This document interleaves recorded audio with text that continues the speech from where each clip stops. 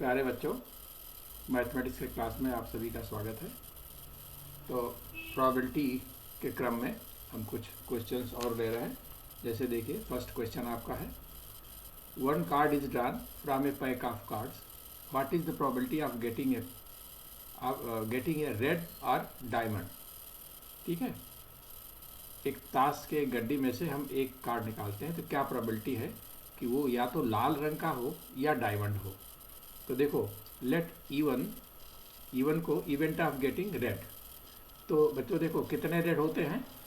Even हमारा क्या हो जाएगा, इवन हो जाएगा हमारा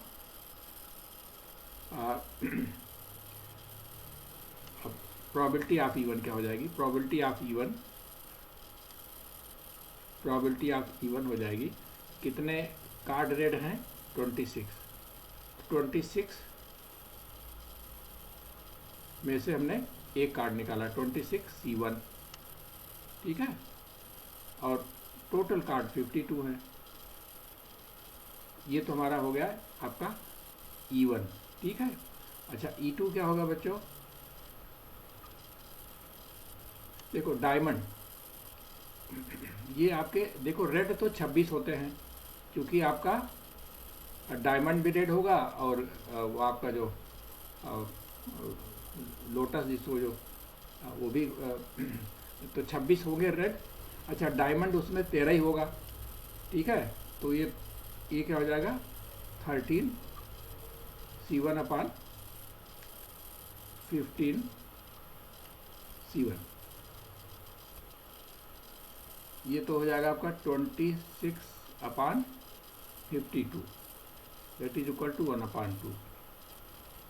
और ये हो जाएगा 13/52, दैट इज इक्वल टू 1/4। अब देखिए प्रोबेबिलिटी ऑफ, अब क्या कह रहा है कि what is the probability of getting a red और डायमंड, या तो लाल आए या डायमंड आए। तो यहाँ पर क्या हो जाएगा बच्चों, probability of E1 union U2। तो क्या हो जाएगा, probability of E1 plus probability of E2 minus probability of E1 intersection E2। अच्छा, probability of E1 intersection E2 में क्या होगा बच्चों, ये देख लो, probability of E1 intersection E2, मतलब E1 भी हो और E2 भी हो। E1 मतलब कि वो रेड भी हो और डायमंड भी हो, तो क्या होगा, वही डायमंड ही आएगा इसमें। ठीक है, तो क्या हो जाएगा, ये प्रोबेबिलिटी हो जाएगी 13/52। ठीक है, दैट इज इक्वल टू 1/4। तो इसकी क्या यहाँ रख दीजिए वैल्यू, क्या हो जाएगा 1/2 plus 1/4 minus 1/4 minus 1/4, that is equal to 1/2। यही आपका आंसर हो गया। तो बच्चों देखो नेक्स्ट क्वेश्चन क्या है, what is the probability of getting 53 Sundays in a leap year. तो हमको मालूम है कि एक लीप ईयर में कितने दिन होते हैं,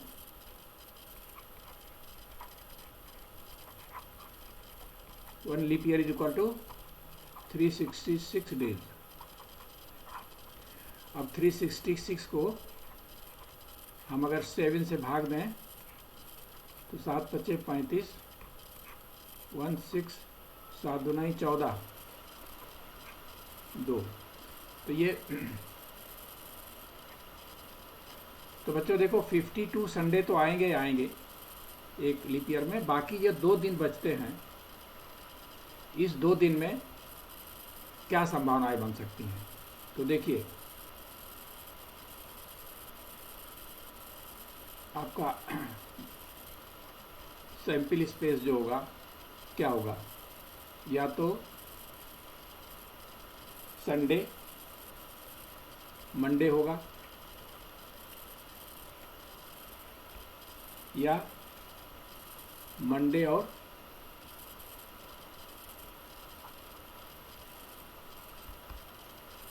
और ट्यूसडे होगा, तो बच्चों देखो, जो ये 2 दिन बचेंगे, ये 2 दिन की क्या पॉसिबिलिटी होगी? या तो संडे मंडे होगा, या तो मंडे ट्यूसडे होगा, या ट्यूसडे वेडनेसडे होगा, या वेडनेसडे थर्सडे होगा, या थर्सडे फ्राइडे होगा, या फ्राइडे सैटरडे होगा, या सैटरडे संडे होगा। तो देखो कितने हो गए, 1 2 3 4 5 6 7, 7 संभावनाएं हो सकती हैं। इन 7 संभावनाओं में केवल 2 दिन ही संडे आ रहा है, एक इधर एक इधर, ठीक है। एक तो आपका देखिए, एक तो यहाँ संडे आ रहा है, एक यहाँ संडे आ रहा है, तो प्रोबेबिलिटी क्या हो जाएगी? 2/7। बहुत सिंपल क्वेश्चन बेटा। चलो, तो बच्चों देखो नेक्स्ट क्वेश्चन क्या है। Ram speaks truth 75% of time and Shyam at 80% of time. What is the probability that they will contradict each other while mentioning same fact? देखिए, राम 75% सत्य बोलता है और श्याम 80%। तो क्या प्रोबेबिलिटी है कि एक ही सेम फैक्ट पर दोनों कॉन्ट्रडिक्ट करें? यानी एक अगर राम सही बोले तो श्याम गलत बोले, और अगर श्याम सही बोले तो राम गलत बोले। तो let E1 and E2 Ram speaking truth, ठीक है, ये हो जाएगा। तो 75% मीन्स इसकी प्रोबेबिलिटी क्या हो जाएगी बच्चों? प्रोबेबिलिटी ऑफ E1 क्या हो जाएगी? 75/100। और प्रोबेबिलिटी ऑफ E2 क्या हो जाएगी? 80/100, ठीक है। अच्छा, यहीं पर आप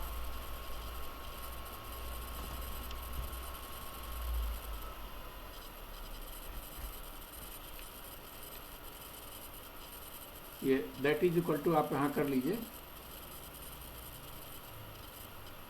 ये आपका 75 मतलब हो गया 3/4, और ये हो गया आपका 4 गुना 2/0 0 2 4/5, ये होगा 4/5। अच्छा, अब प्रोबेबिलिटी ऑफ E1 ये क्या हो जाएगा? 1 minus 3/4 that is equal to 1/4। And probability of E क्या हो जाएगा आपका? 1 माइनस 4/5 इज इक्वल टू 1/5। अब देखिए, अब हमारी रिक्वायर्ड प्रोबेबिलिटी क्या होगी? रिक्वायर्ड प्रोबेबिलिटी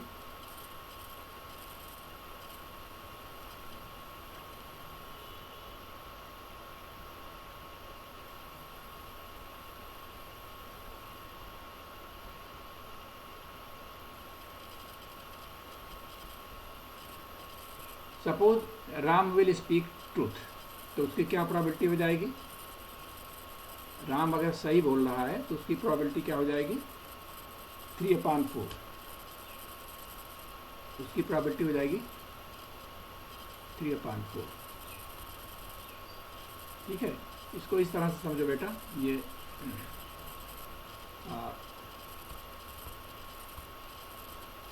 रिक्वायर्ड प्रोबेबिलिटी क्या हो जाएगी? मान लीजिए राम सही बोल रहा है, यानी कि प्रोबेबिलिटी ऑफ E1, तो सेम टाइम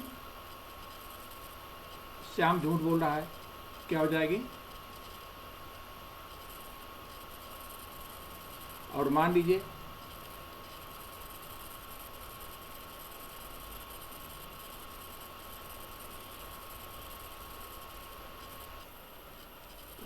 आपका ये राम झूठ बोल रहा है और श्याम सही बोल रहा है, तो क्या हो जाएगा? क्योंकि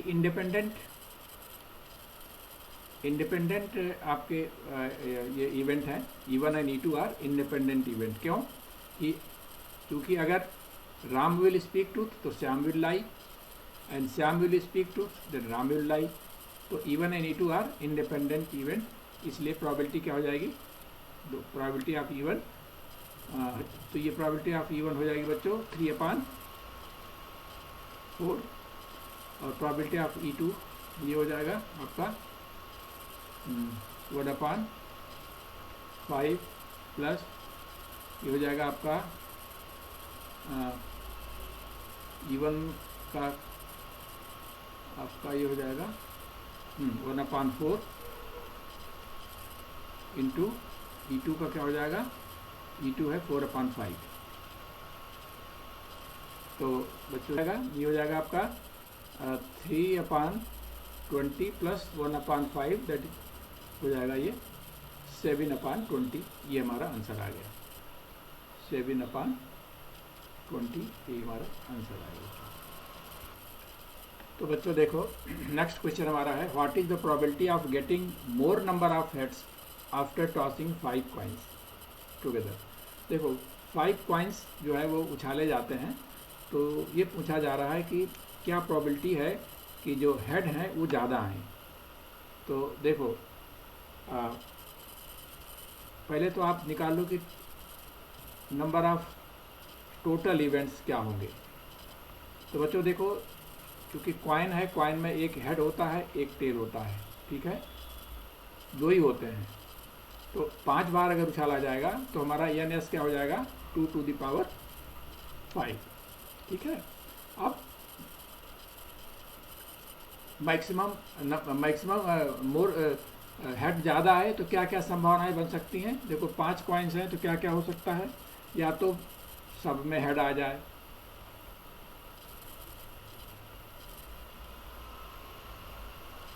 एक संभावना तो ये बनेगी। दूसरा संभावना ये बचेगी कि 4 हेड आए और एक टेल आए, ठीक है। तीसरा यह है कि 3 हेड आए,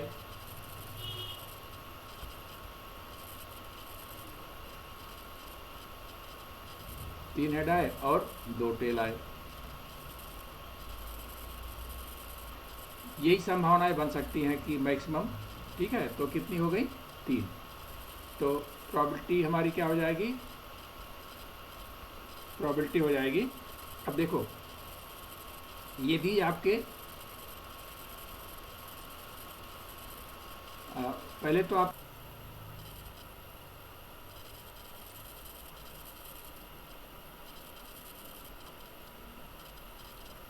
तो बच्चों देखो ये NS तो 2⁵ हो गया नंबर ऑफ टोटल आउटकम्स, और नंबर ऑफ फेवरेबल आउटकम्स क्या होंगे। देखो ये 5 बार HH है, तो ये अपना किस तरह से इनका अरेंजमेंट होगा, मतलब पहले में हेड आए, दूसरे में हेड आए, तीसरे में, चौथे में, हेड में, तो ये किस तरह से बदलेंगे, ये आप बदलेंगे factorial 5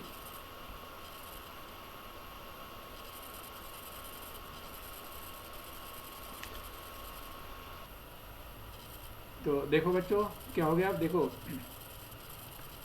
number of total outcomes तो 2⁵ हो गया, और फेवरेबल हमारे जो होंगे वो क्या होंगे, यही होंगे, ठीक है। आपके यही 3 कंडीशन बनेगी। लेकिन ये जो आपके हैं ये नंबर किस तरह से रीअरेंज होंगे, फैक्टोरियल 5/5, क्योंकि ये है पाँचों एक ही जैसे हैं। ये आपका इसमें 4 एरियास हैं, तो फैक्टोरियल 5/4, और ये फैक्टोरियल 5/3 फैक्टोरियल 2, क्योंकि 3 H है और 2 TT है, ठीक है।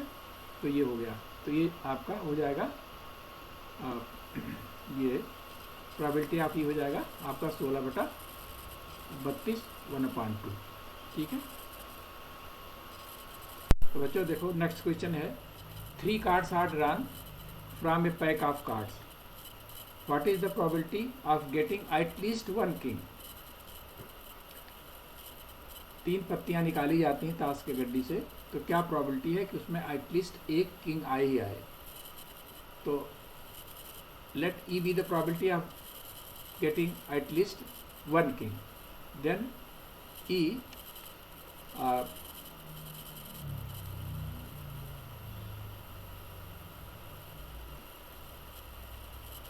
getting at least 1 king, then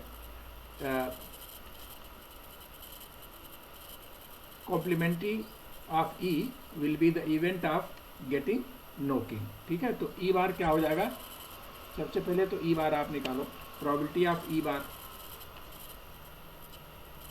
probability of E बार, ई का complement, probability of E complement क्या हो जाएगा, N E complement upon N S. अब देखिए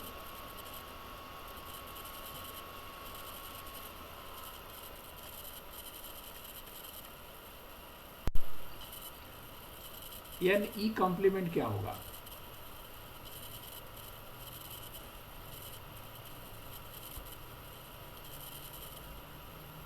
एन ई कॉम्प्लीमेंट होगा कि कोई किंग न आए, यानी कि फिर कितने में से, माने जब कोई किंग कितने हैं, 4 किंग हैं तो 48, यानी कि जो कार्ड आएगा 40C3, जो 3 कार्ड हमने खींचा वो ये चारों नहीं आए बल्कि बाकी जो 48 ही आए, ठीक है।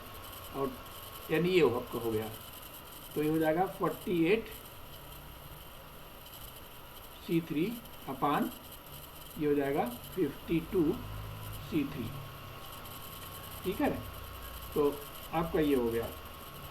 और अब आपका प्रोबेबिलिटी ऑफ ई जो है, प्रोबेबिलिटी ऑफ ई ये हो जाएगा 1 माइनस प्रोबेबिलिटी ऑफ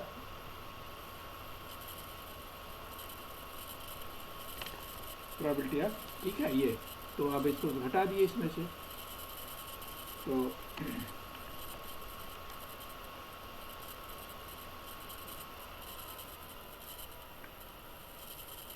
1 माइनस इसको जब आप करोगे बच्चों तो क्या आ जाएगा, ये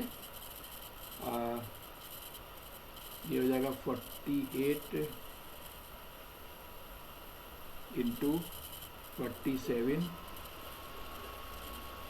इंटू 46 अपान 3 इंटू 2 इंटू 1 और इंटू 3 इंटू 2 इंटू 1 अपान 52 इंटू 51 इंटू 50। तो ये हो जाएगा 1 माइनस, आप इसको आप सॉल्व करोगे तो बच्चों आपका आ जाएगा 2162 अपान 5525। तो ये आंसर आपका आ जाएगा 3363 अपान 5525, ये हमारा आंसर आ गया। तो बच्चों अब हम प्रोबेबिलिटी का चैप्टर यही समाप्त करते हैं। अब हम नेक्स्ट वीडियो में कुछ और चैप्टर लेकर के आएंगे। तब तक के लिए बहुत बहुत धन्यवाद।